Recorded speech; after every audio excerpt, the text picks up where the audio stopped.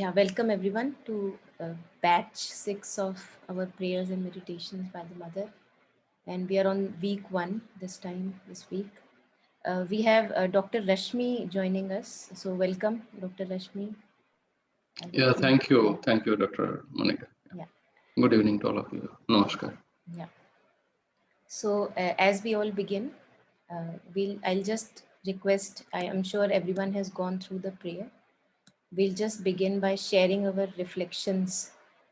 And before that, if one of you can go through the prayer once, read the prayer once, whoever wants to go first. So first we'll read the prayer and then we will take up the reflections by you one by one. So whoever is feeling ready, please unmute and go ahead.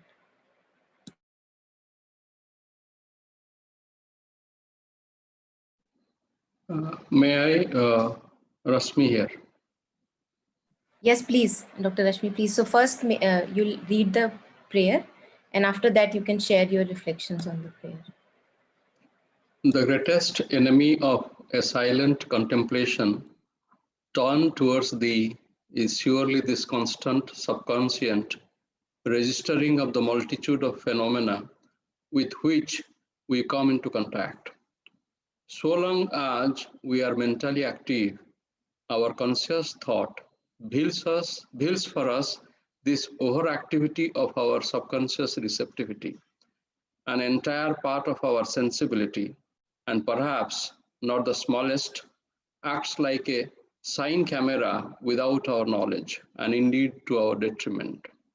It is only when we silence our active thought, which is relatively easy, that we see this multitude of little subconscious notations surging up from every side and often drowning us under their overwhelming flood. So it happens that as soon as we attempt to enter the silence of deep contemplation, we are assailed by countless thoughts, if thoughts they could be called, which do not interest us in the least, do not represent for us any active desire, any conscious attachment, but only prove to us our inability to control what may be described as mechanical receptivity of our subconscient. A considerable labor is needed to silence all these useless noises, to stop this wearisome train of images, and to purify one's mind of these thousand little nothings so obstructing and worthless. And it is so much time uselessly lost. It is a terrible wastage. And the remedy? In an oversimple way, certain ascetic disciplines recommend solitude and inaction, sheltering one's subconscient from all possible registration. That seems to me a childish remedy, for it leaves the ascetic at the mercy of the first surprise attack. And if one day, confident of being perfectly master of himself, he wants to come back among his fellowmen in order to help them, his subconscient, so long deprived of its activity of reception, will surely indulge it more intensively than ever before, as soon as the least opportunity offers. There is certainly another remedy. What is it? Undoubtedly, one must learn to control one's subconscient just as one controls one's conscious thought. There must be many ways of achieving this: regular introspection in the Buddhist manner, or a methodical analysis of one's dreams, formed almost always from this subconscious registration, are part of the method to be found. But there is surely something more rapidly effective. O Lord, eternal Master, thou shalt be the teacher, the inspirer. Thou wilt teach me what should be done, so that after an indispensable application of it to myself, I may make others also benefit from what thou hast taught me. With a loving and trustful devotion, I bow to thee.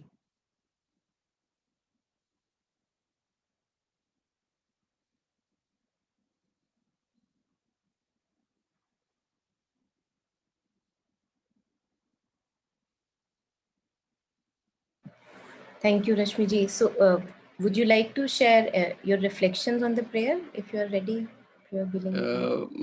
Yes, Dr. Monica, what as a seeker, we generally encounter when we really try to contemplate, spend some time with. I want to spend some time with myself. I see, thoughts swarming from all directions, and really, those are really useless thoughts. They really count for nothing actually. But because I have not controlled my mind, I have not controlled my thoughts. So they just come from outside. Just my contemplation is never complete. Maybe for a moment, it happens. You know, then everything again becomes a marketplace, and everything gets gets it ends up with a terrible mixture. So that contemplation, after contemplation, I should feel happy, but that doesn't happen. So what mother says that unless and until we we really complete control over these thoughts, we remove, we silence our active thought. That is what she is saying. Then our contemplation will not be complete. So she is talking of, which is childish as per her, that we want to control it by Buddhist discipline. We want to suppress them, but we think that we have really mastered our thoughts. But as soon as we come out to the open, then the whole because the outside world is not yet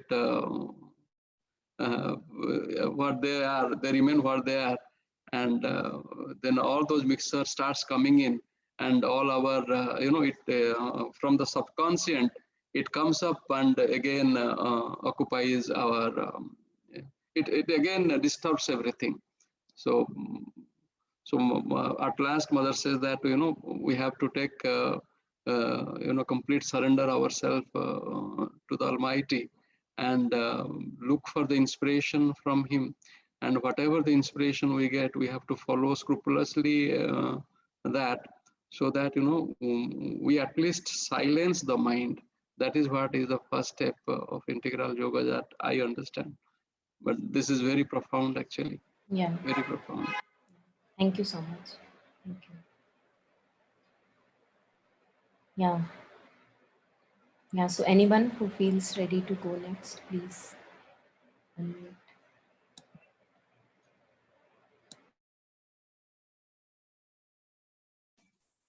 Yeah, Monica ji, if I can take. Yes, Vishnuji, please go ahead. Yeah, so yeah, thank you for reading out. So here, my reflections would be in the same lines as Dr. Rashmi said. See, our mind, the subconscious part is like a recorder. It is continuously recording all that is happening around us. And in our conscious mind, we remember only what is important, what is relevant, what we like, what we dislike. Whereas in the subconscious mind, everything is being recorded. Our conscious mind or awakened mind is like a lid or a cover which stops all this, and which we channelize only when we are working on something. We are only thinking of that work, or when we are talking to someone, we are engaged in that. When we try to meditate, that is the first time, meditate or contemplate, whichever we want to say, that is the first time we are trying to stop the awakened mind. And then this, all that recording that has been done during the day, as well as what has been done throughout in our past, all these thoughts, they stay there and they rush out. And that is what's the first barrier of meditation. We always feel that our mind is not calm. We are having the problem of monkey mind. So many thoughts are coming. So many thoughts are coming, unrelated thoughts coming from different places, different directions, and disturbing us. And when this question was put to Mother and Sri Aurobindo, they said, this thought stream is always there. Only in your awakened state, when you are working, you are not aware of it. When you try to meditate, you become aware of it, and you feel so horrible. Now there are what is the way to stop that? So one way is, as she said, that people who can go into isolation and inaction, because the moment we act, all those thought imprints fall in our mind. But Mother and Shrovindo and some of the other great prophets, they are always, they say that if you are inactive and you isolate yourself, you go out of the current of the world. You are no longer useful for the world unless there are people who can meditate and change the thought currents of a country or a region. They're different people, but usual people who wants to retire, mother never approved that. And she said, because why? Because the moment after you think that you have stilled your mind, you want to come back to usual life, you want to come back to a life of action, you will be bombarded by thoughts from different type and you will lose your balance. So what is the way out? There are two ways. And the way out, there are not two ways. Mother is saying these two ways are partial tools to control the mind. And what are these? One is the Buddhist system of analysis. The Buddhist meditation or the Buddhist system of reflection, they have a beautiful system. What happens is they say that you observe your mind, do not judge. As any thoughts emerge in your mind, they use this term emerge. As any thought emerge in your mind, you say they have 5-6 categories. I have exactly forgotten. Like it's a thought type of desire, it's a thoughts of anger, it's a thought of hatred. So like this 3, 4, 5, 6 thoughts. So they say that, okay, what are this, which category of this is there? They call it labeling. Just label it, just observe, label it. And slowly those thoughts will subside once you start labeling. So that is one way. The other way is our subconscious speaks through us. Our subconscious speak to us through dreams as well as imagination. So one part is that, in a way, imagination, which is emerging in our mind. The other part is dreams. And Mother is always saying that or she has said, if you work on your dreams, try to analyze, understand, they have messages for you. These are the two ways. But uh, she moves one step ahead and she is saying here, but there is a third and a rapid way through which you can control. And that way is to offer everything to the divine. If you will become open and take that attitude that, oh Lord, you teach me what should be the path, what will be done. I do not know anything. Monica ji, if you can just pull the prayer. I want to see the last few lines. Yeah.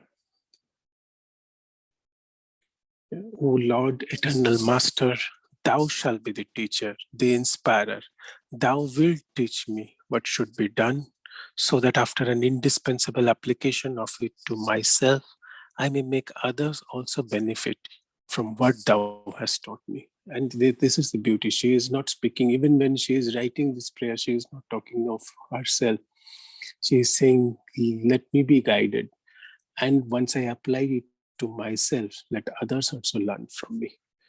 With a loving and trustful devotion, I bow down to thee. This is what has been my reflection on it. And maybe I'll just take 2 minutes. I had shared with Munikaji earlier that here we are saying, oh Lord, you lead us. But it's very difficult. First of all, do we always understand what the Lord wants from us? So then Mother has given one very basic guideline, and I will just touch the basic points. Mother said, to understand what the divine wants from you, there are 3, 4 conditions. The first condition is an absolute sincerity. Second, to overcome desire and preferences, which means if the Lord tells us to do something which is against our desire, we normally don't listen to it. We want something which is pleasing for us. The third is to silence the mind and listen. And fourth, to obey immediately when you receive the order. And she said, if you persist, you will perceive, and the divine will be more and more clear to you. That's it from my side. Thank you so much, Vishnuji.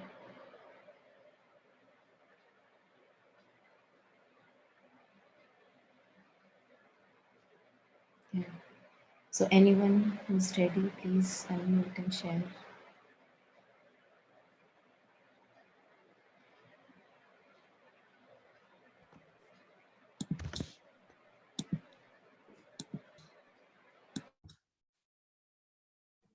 Monica, shall I go? Yes, please go Yeah, ahead. yeah. When I read this prayer, no, it is a wonder of wonders for me actually. Yeah, because I used to raise the question always: why these mechanical thoughts are repeating itself without, I mean, any connection to our aspiration. It is always repeating, no? So when I read this line, actually, the greatest enemy of a silent contemplation turned towards thee is surely this constant subconscient registering. This is the very good, I mean, mother in the same prayer she said, no, that sign camera. Now she is actually photographed our mind. I felt like that. Subconscient registering of the multitude of phenomena. Yeah, very good explanation it is actually. Next few lines. So long as we are mentally active, our conscious thought wails for us this overactivity of our subconscious receptivity.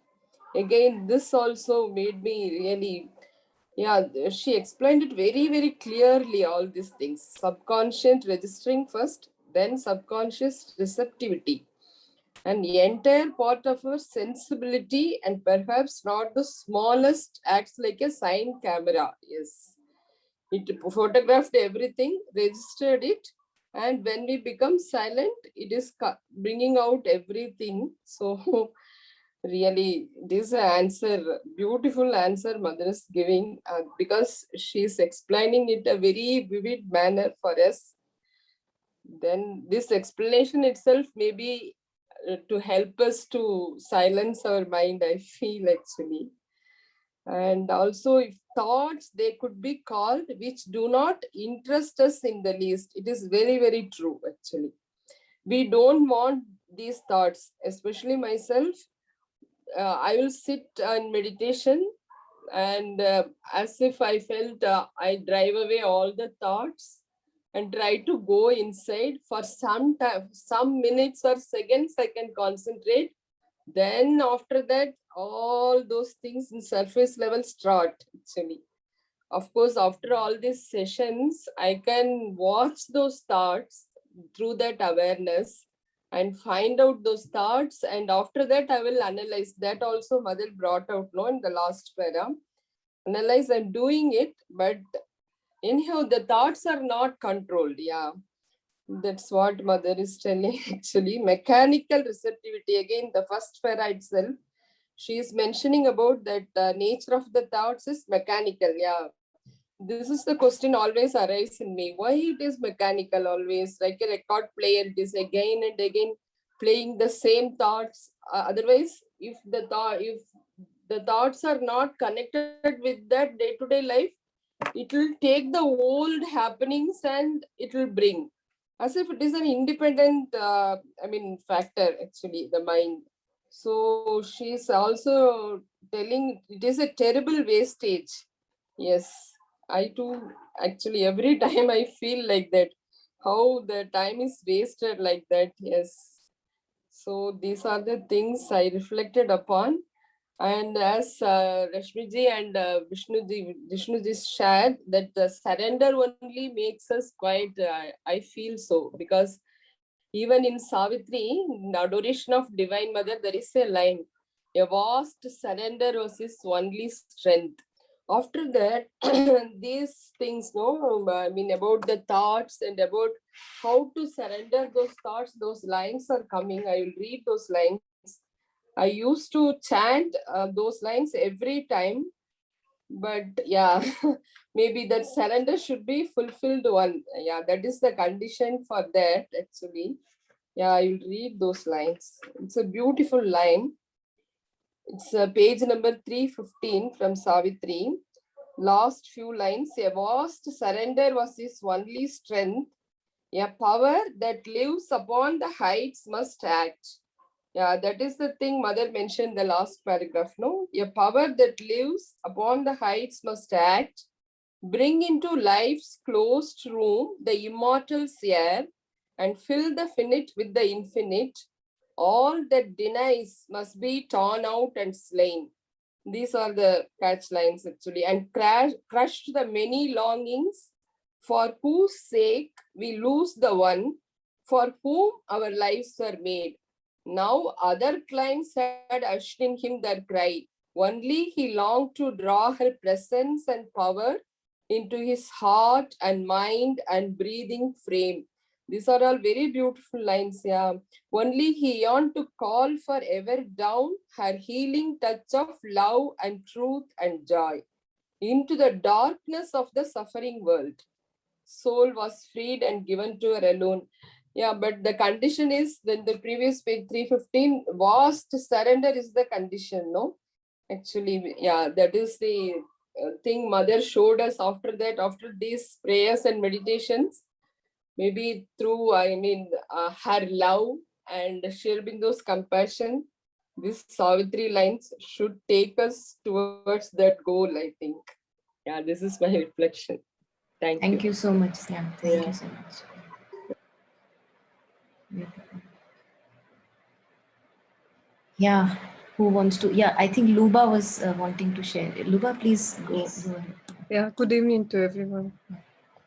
So it's again, I'm amazed by mother how she is going to this practical aspects of dealing with divine and all that, and she is facing in that period what all yogis been talking about. If you take Patanjali Sutras, they're telling about this state, that chitta, riti, nirodha. So it is when inner dialogue has to be stopped, or it's called when chitta is stopped. So that our awakened consciousness is chitta, and if it is working, we always feel that nirodha, this kind of riti, and it's happens that that vibration is not able to give us this stillness.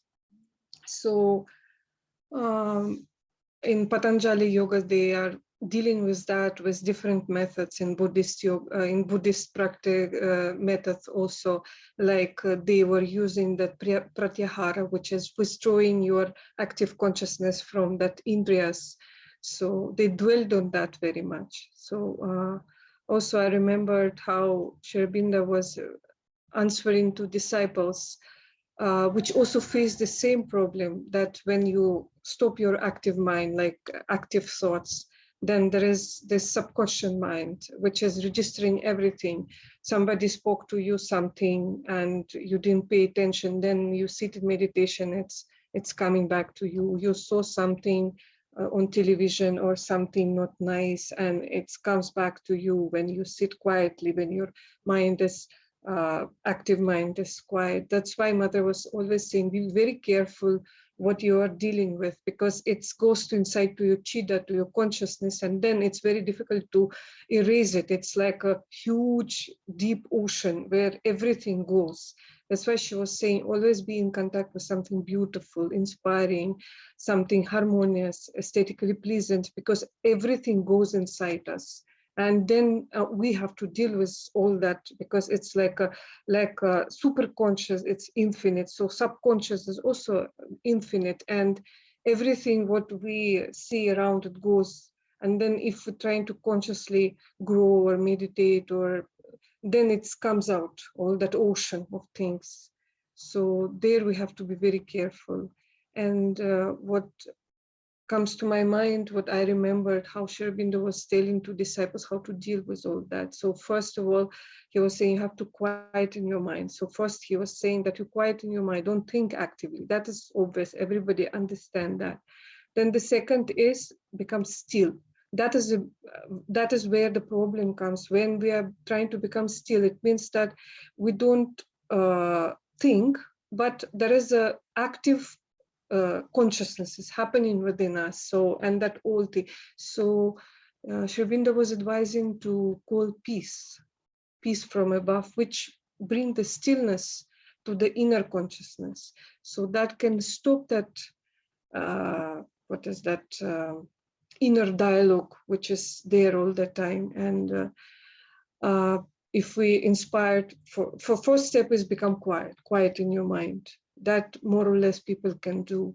But the stillness of being, that is not easy, it's a next step. And to really become still, it's like something descends to you from above, and then it makes your instrument still.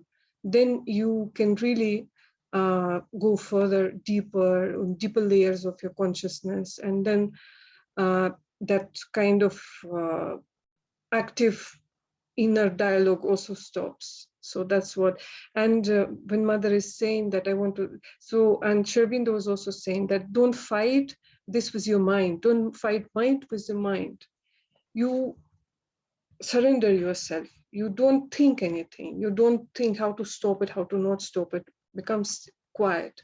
And then call for a peace, light, or love, or whatever comes to you naturally. He was advising to call for peace, because peace is a basis for any other things, experiences. So he was saying that surrender yourself. So become quiet and call peace, descend peace to your inner being. And then on that you can, and that's what mother is calling surrender. I don't, she's saying to teach me how to do it. Most probably she also, called for peace or something, but this is how we are open ourselves, because we cannot stop that ourselves, that registering thing. It is how we are made, how divine made us, because otherwise we will not able to function in this world. How we will function if we're not able to register all that?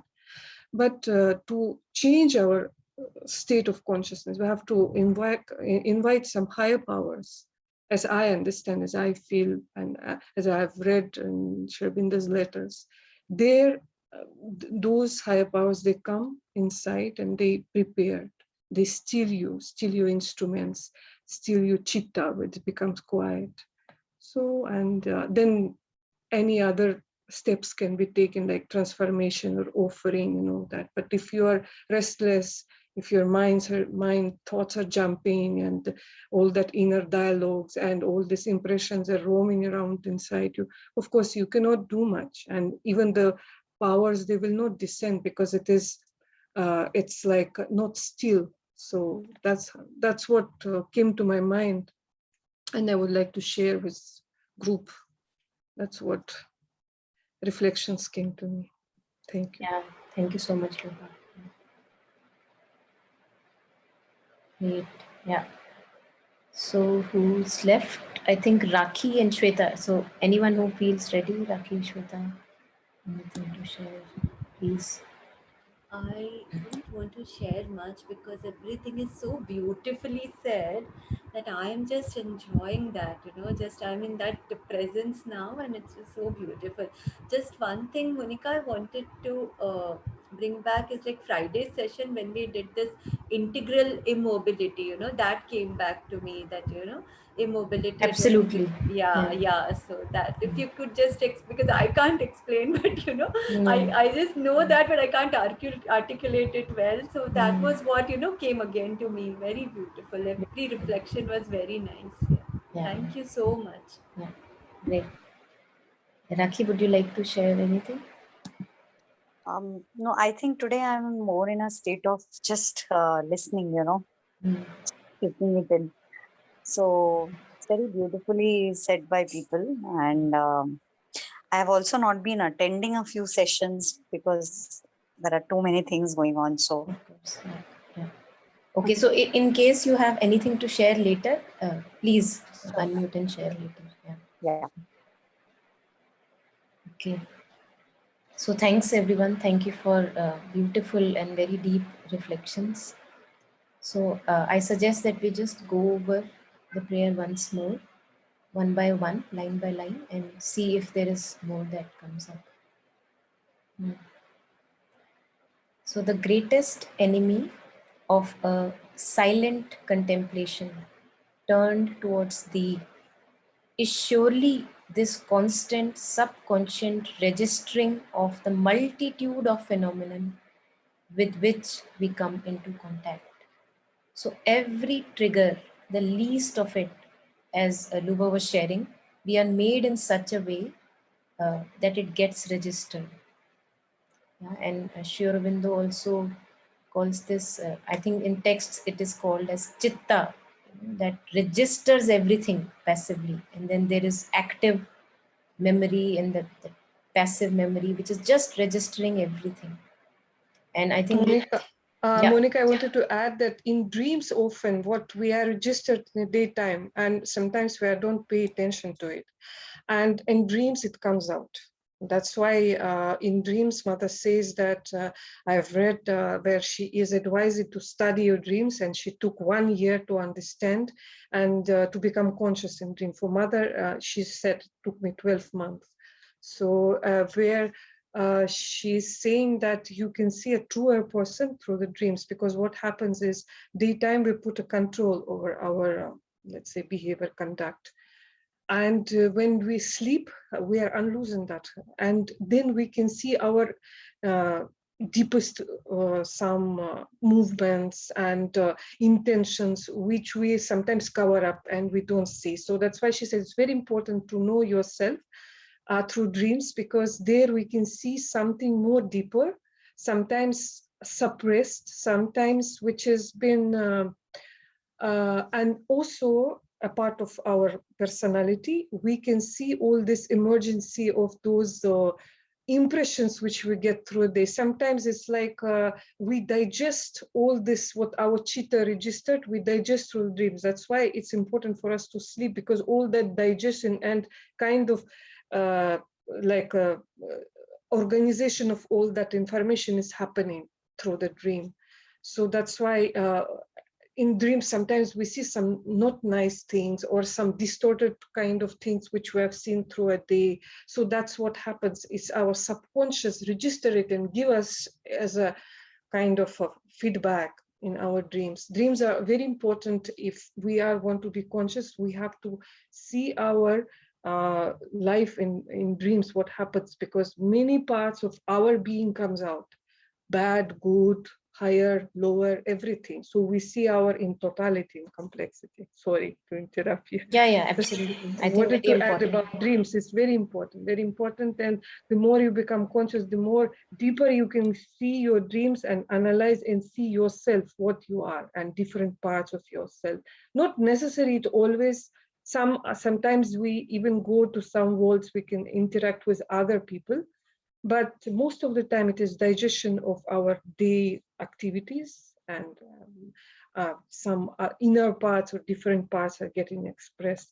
That's what I understood also through other writers, Mother and Sri Aurobindo, they were writing continuously about that to disciples. Yeah, absolutely. So as you all were sharing, that the moment we sit for meditation or maybe a silent reflection, immediately we see a swarm of thoughts, feelings, sensations, what that person said in the morning, what this person said to me in the, maybe 1 year ago, anything at all just comes up, like a regurgitation happens. Now, also, I think all of it has been also shared by you. I'll just reiterate a few points also here, that it's not that they were not there in the day-to-day active life. It's just that, for example, imagine that there is a room and we have AC on, which is maybe AC or fan on, which is making a lot of sound. Now, the moment we turn off the AC and fan, we become aware of many other subtle sounds which are there. Yeah, so when the active, when in the other next lines, Mother is sharing that as long as we are mentally active, the conscious activity of thought, it veils the subtle subconscious movements. So the subconscious movements were anyway there. It's just that when we silent our active mind, even for few moments, if we are capable of doing that, we see that swarm of triggers have been affecting us. Yeah.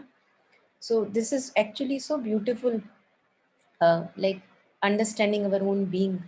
So long as we are mentally active, so as long as the AC and fan is active, it's on, our conscious thought veils for us this overactivity of our subconscious receptivity.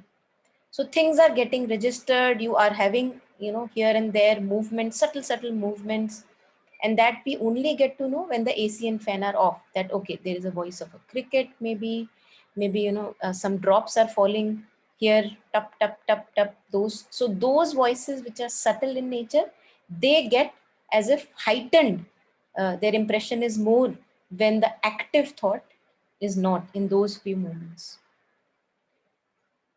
An entire part of our sensibility, and perhaps not the smallest, acts like a cine-camera without our knowledge, and indeed to our detriment. Yeah, so this is what we call, imagine that you step on a wet cement, yeah, and everything that you put on a wet cement will get registered. So our consciousness, our ordinary consciousness is like that. It's not a supple consciousness, just like a sponge. If you step on a sponge, the sponge rises up. But our consciousness is like wet cement mostly, just out of old habits. And also that the journey is from this darkness to light. So we have to, as if, make our consciousness more supple, more flexible, that anything at all steps on it and it just rises back to its full nature. Not like wet cement, that anything, any trigger comes and it leaves an impression or a mark. That is, Mother sharing that it is to our detriment, because it leaves a mark, it leaves an impression on it, since our consciousness is not that supple. Yeah, it's not plastic and flexible, it's very, uh, very fragile. The moment anyone says something, hey, there goes one impression. And again, this is very active impression. Many a times we are not even knowing that we are getting impressioned by all these triggers. It is only when we silence our active thought, which is relatively easy, Mother says, that we see this multitude of little subconscious notations surging up from every side and often drowning us under this overwhelming flood. And that's why when we enter in meditation, in the beginning, it's actually a lot of garbage that we see, and it needs a lot of courage to still persist in meditation, because there's so much that you are now seeing when you are sitting silently. Yeah. And one also feels very helpless, because as Mother was saying, that most of the thoughts are of no, if you call them thoughts, Mother says, that you see that why why is this coming, why is that coming, because you don't want to give all that importance, and since it is there, still it is there, as if don't know how many lifetimes of vrittis and patterns and tendencies are just kind of a ball set rolling in motion, and they are doing their job. They are just rolling, having a good play there at the cost of our own sanity. So it happens that as soon as we attempt to enter the silence of deep contemplation, we are assailed. I think this is a true word, we can relate with this. We are assailed by countless thoughts, if thoughts they could be called, which do not interest us in the least. So many thoughts may interest us. We may want to talk about it or maybe think about it in a loop, but many of them we don't even want. They are ugly, or maybe we don't want to be having that juice of that particular regurgitation, and yet we find that it's still there. Hmm? So mother saying that we are assailed by countless thoughts, if thoughts they could be called, which do not interest us in the least, do not represent or for us any active desire, any conscious attachment, but only prove to us our inability to control what may be described as the mechanical receptivity of our subconscious. So our vrittis, our sanskaras, don't know how many ages long. So, we cannot get to the root of each and every vritti. So it's like, you go into the drain, and as if you are trying to just uh, kind of untangle the drain stuff. It's almost like that. There is so much there, so much there. So that is why, although it can be, obviously dreams are very, very important, and we can go and find out the roots of many, many things there through a study of a discipline of our dreams. Absolutely important if one can do that. And yet, having said that, there is also a kind of an helplessness, that how many knots are we going to entangle, because it requires a lot of effort and lot of energy. So you are in the drain and you're trying to sort out the knots. How many knots will be untangled? So it's almost sometimes seems impossible, considering the vastness of this Maya.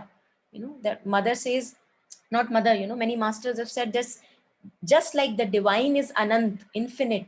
Maya, since it is the shadow of the divine, that is also infinite, Anant. So in how many past lives would I go? Sooner or later I will have to arrive at some other process or method, which again towards the end mother refers to, which is more effective, more rapid and efficient. Yeah. So although these are all parts of our journey, analyzing the dreams and maybe resolving knots and patterns through the dreams, and it's a beautiful journey. I think if one can embark upon it, one must, just to experience it. And yet there is more to it. Yeah. So this proves that we are in, so almost an helplessness to control the mechanical receptivity of our subconscient. So as if a ball has been set rolling, it has gathered momentum over ages, and now it's running and running, registering and triggers and everything.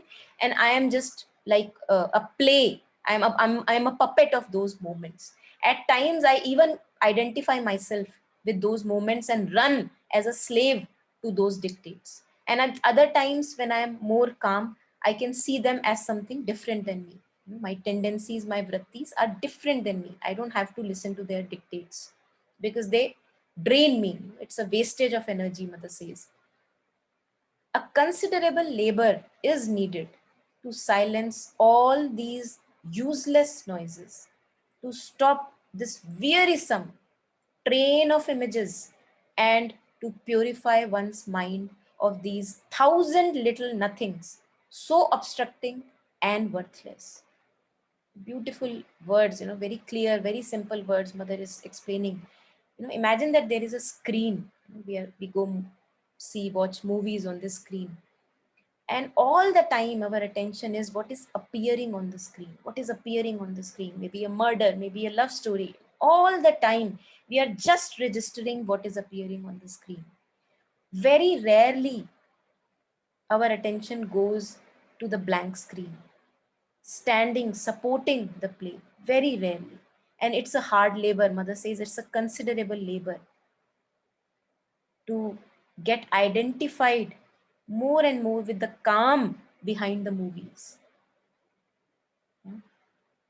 Because we are so enchanted by the drama on the screen that we just forget that all there is to the drama is the presence of screen.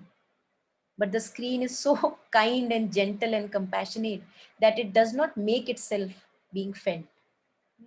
It's just there. It does not want any attention. It is just there, forever present.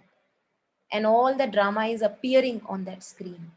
But we are so enchanted by the drama that uh, we don't register, or what we call ignorance. We ignore the presence of this screen of awareness on which all the drama happens. And it is so much time uselessly lost. It is a terrible wastage. Many a times, a lifetime goes by and we are just playing movies and not at all aware that there is something more than the movies. So that's why mother says a terrible wastage, many a times a lifetime of a wastage. So what is the remedy now?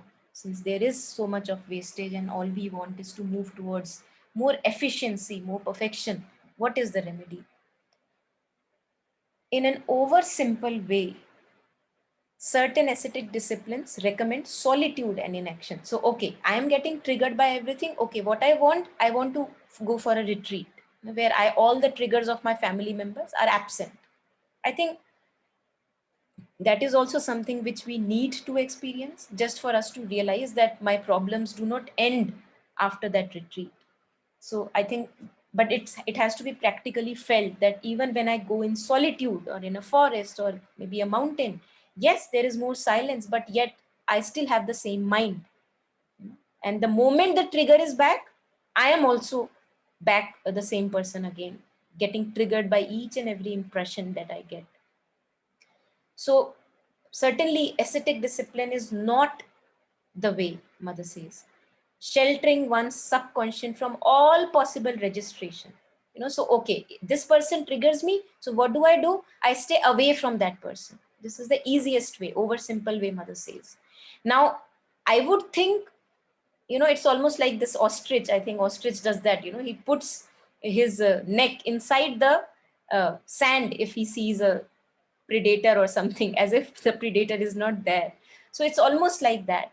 But that does not make the predator go away. Yes, I may get a bit of a calm and silence, but the moment I see the enemy or the trigger again, I am again full of fear, anxiety, and panic. So it means nothing changed in me. It's all the same. I was just in an illusion that I am over it. Yeah. So that's why even Kabir ji has talked about ascetic discipline in many couplets, that you go into a forest and you do all these disciplines of being naked and all that, but you have still your mind with you, and all the vrittis and vikaras are there. So where are you running to? Which forest will you find peace by running? Yes, so mother says that this appears to be a childish remedy. That okay, for a moment I can play around with it, but it's very childish. It does not make my understanding grow higher. It does not make my consciousness expand in understanding and wisdom, for it leaves the ascetic at the mercy of the first surprise attack. So the moment I'm back from the mountains, here I go. My mother is in front of me, and the moment she says something, I'm triggered back again. Or maybe my spouse comes to receive me. I'm triggered back again. So this is what we experience, any surprise attack. And if one day, confident of being perfectly master of himself, he wants to come back among his fellow men in order to help them, his subconscious, so long deprived of its activity of reception, will surely indulge in it more intensively than ever before. So this is the beauty, almost we can laugh about it, that maybe I was keeping myself off jalebis for 2 years when I was in forest. The moment I'm back to the city, here are the jalebis, and I'm, back to stuff them in my mouth. So nothing really changed. So this is so beautiful. Sorry, Monica. Yes, Because yes. this practically happened with Yeah. me. Yeah.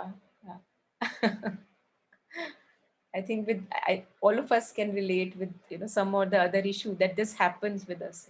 It comes back even with a more intensive urge, and just I think it's a beautiful grounding for us that hey, you thought you're over it, here I am, now be under me.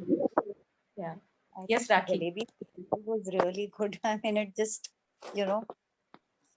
Yeah. Yeah. So next time we see jalebi, those of us who like it, we can laugh and then have one. Okay, so there is certainly another remedy, mother says. So this appears very childish and not really the way, not a very powerful, deep way of a change. What is it? Undoubtedly, one must learn to control one's subconscious just as one controls one's conscious thought.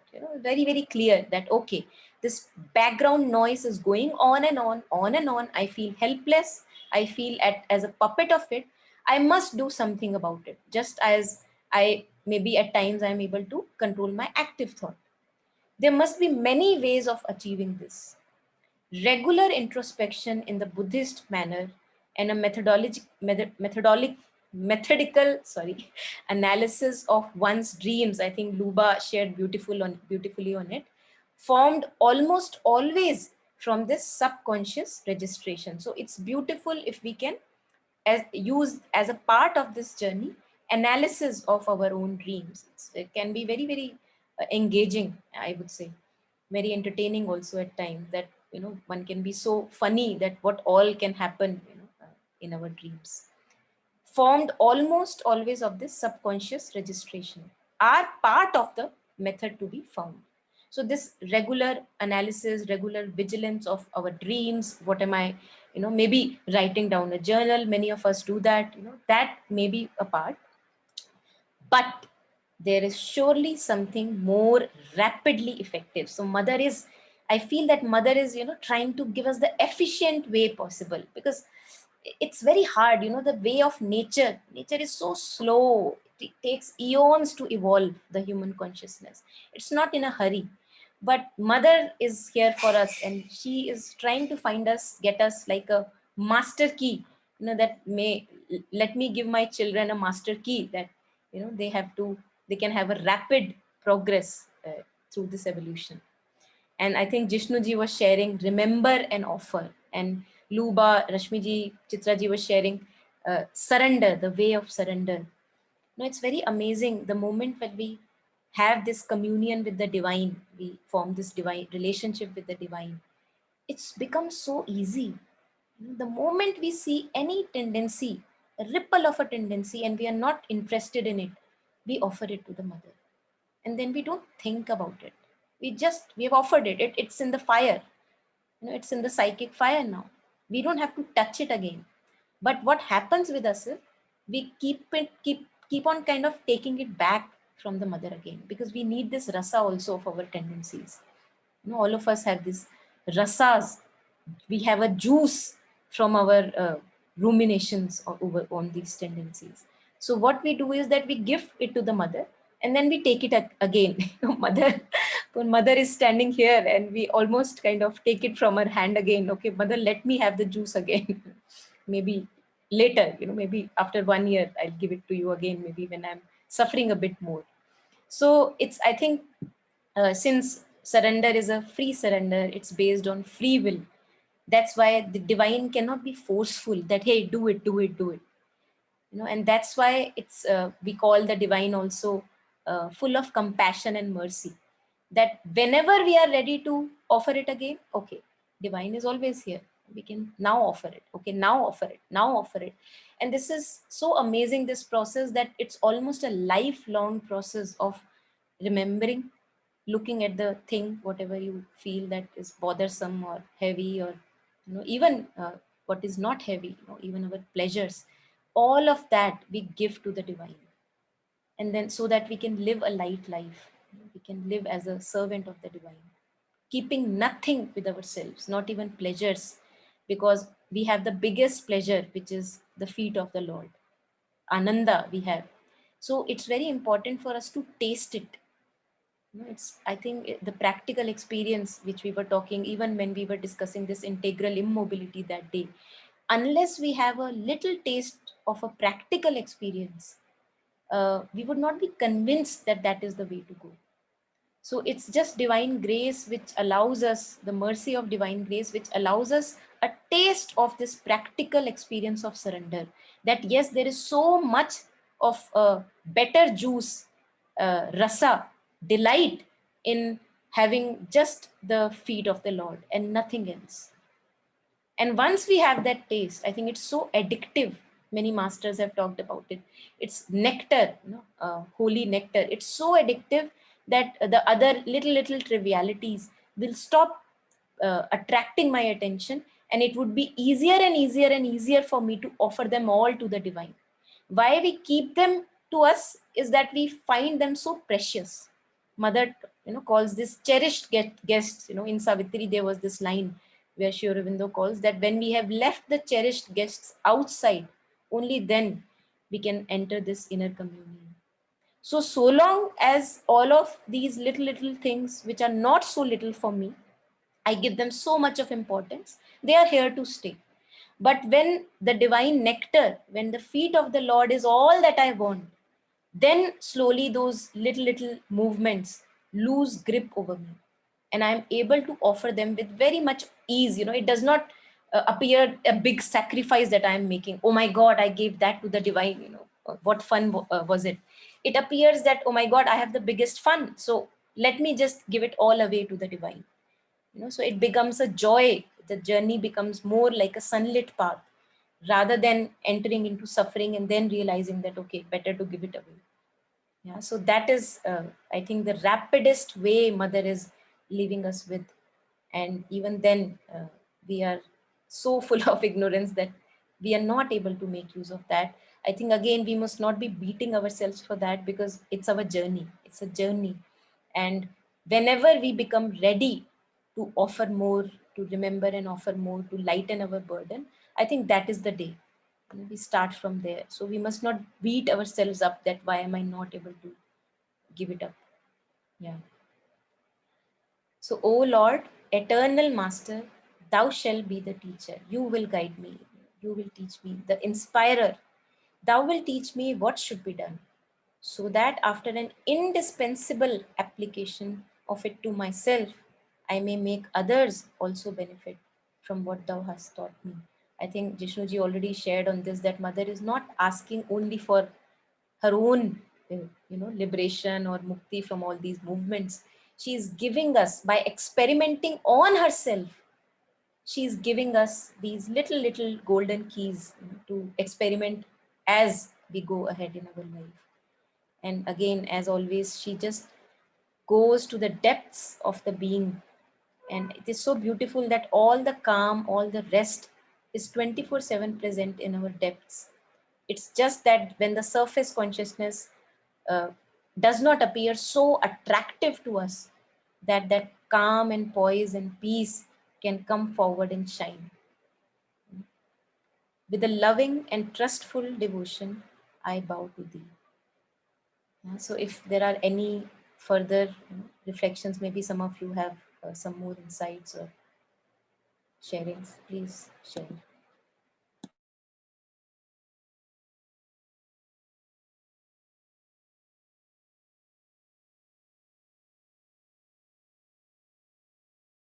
Yeah, Monica, you shared another thing also along with this prayers, no? That mail actually about Yes. yeah, that what you explained in the last thing, that very much suitable. I will read that actually. And after much seeking, making many mistakes, suffering a good deal, and being very disappointed, then sometimes one begins to grow wise and wonders if there isn't a way out of all this. That is to say, a way to come out of one's own ignorance. And it is then at that moment that one can do this. Here I am, take me, and lead me along the true path. Then all begins to go well. It is very beautiful, actually. When I read this, really, I felt this is the thing we want finally, no? Actually, after Yeah. going here and there and speaking a lot, making all the mistakes, Yeah. finally, Yeah. let's surrender. Yeah. Beautiful. It's very beautiful. Yeah, thank I you. think, as you know, we have shared in many sessions also, that it makes us just more and more convinced that, hey, I tried my own ways and nothing worked. So I think that's also very important for us to get convinced for this path, that it's not that I did not try, because only then one gets convinced that, okay, let me try now this path, the path of surrender. So as you shared with these lines. Thank you. Thank you. Anyone else? Anything?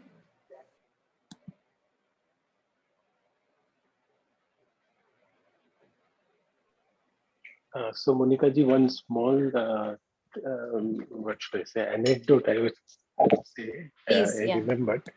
This is that the first shloka of this Patanjali Yoga Sutra. It starts with Atha. Basically, it says, Atha, now we will learn yoga, or now we will practice yoga. So, Atha in Sanskrit, typically it means therefore.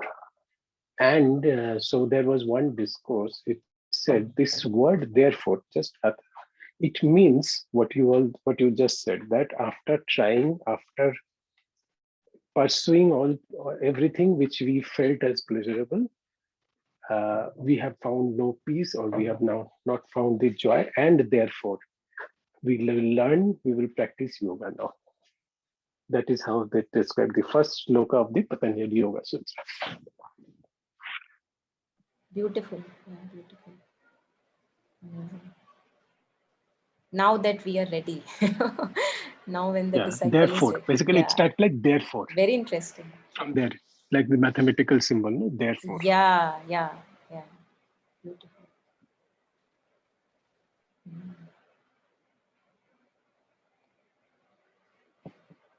Okay. Great. So I think if there is no further reflection, shall we end it here? Yeah. Is it okay? Okay. Yeah, Dr. Rashmi, please. Oh, yeah. Thank you so much. It's Okay. Very nice session. Yeah. Thank you for joining. Thanks, everyone. Thank you. Bye-bye. Thank you, Monica. Thank you. Thanks, One everyone. request. Yeah. Actually, I wanted Jishnuji to put those steps he was reading out. Those Yeah. four steps. I will share it. I will share it on the Yeah. on the chat. Yeah. Okay. Thank you. Thank you so Yeah, much. Yeah. Bye-bye. thank you. Thanks, Thank you. everyone. Bye. Bye. Bye. Bye.